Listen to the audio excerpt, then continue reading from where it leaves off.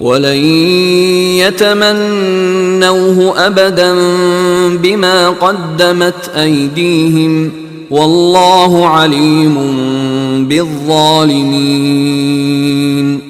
ولتجدنهم أحرص الناس على حياة ومن الذين أشركوا يود أحدهم لو يعمر 1000 سنة وما هو بمزحزحه من العذاب أن يعمر والله بصير بما يعملون.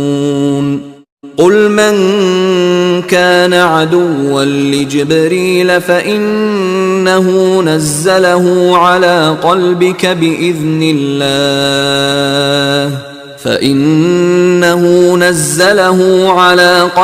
بإذن